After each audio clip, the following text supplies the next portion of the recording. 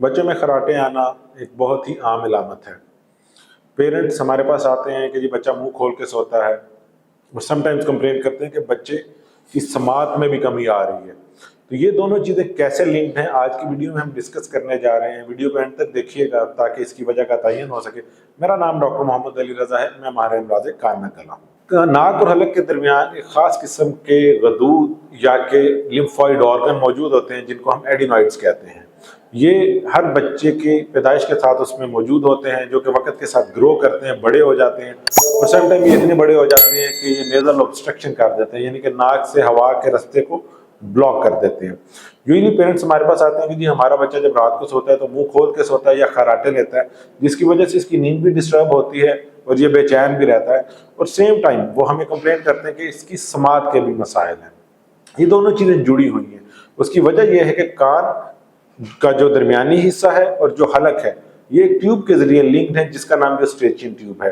अगर इस ट्यूब में किसी भी वजह से ब्लॉकेज आ जाए, जो कि हलक में पड़े एडिनॉइड्स की वजह से आ जाती है, तो कान के दरमियानी हिस्से में फ्लूइड जमा होना शुरू होता है, पानी जमा होना शुरू हो जाता है, जिसकी वजह से बच्चों में समात के मसाइल, कम सुनना, कान में शोर का आना, बेचैनी होना और कान में दबाव महसूस होना, और वेरी रेयरली बच्चा चक्कर आने की कंप्लेंट भी करता है। जब ये पेशेंट हमारे पास आते हैं तो हम इनका हलक का एक एक्सरे करवाते हैं ताकि हमें पता लग सके कि आया कि वाकई एडिनॉइड्स हैं या नहीं, और इसके साथ हम कान के कुछ टेस्ट भी करवा लेते हैं जो कि समाज से रिलेटेड होते हैं।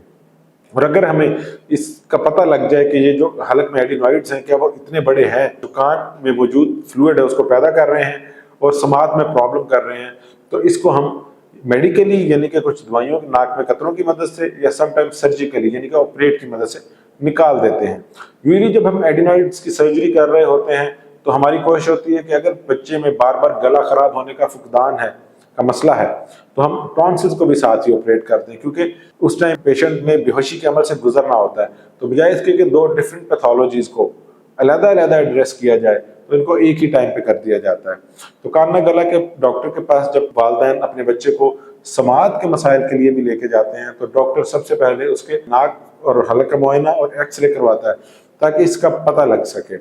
ये चीज़ें अब बहुत प्रेवलेंट हो, मतलब कि आने वाले वक्त में इनका रुझान बढ़ता जा रहा है, जिसकी कई एक वजूहात हैं। एनवायरमेंटल चेंजेस हैं, बच्चों में मदर फीड का ना होना है और इसके अलावा और बेइंतहा चीज़ें हैं।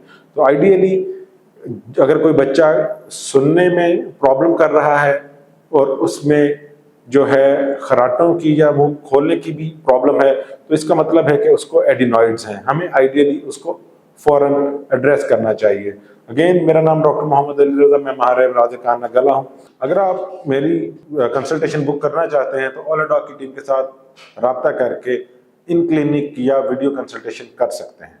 शुक्रिया। पाकिस्तान के टॉप डॉक्टर्स के साथ अपॉइंटमेंट बुक करें, वो भी पेशेंट फीडबैक देखते हुए। आज ही ओलाडॉक ऐप डाउनलोड करें। ओलाडॉक, डॉक्टर का अपॉइंटमेंट आसानी से।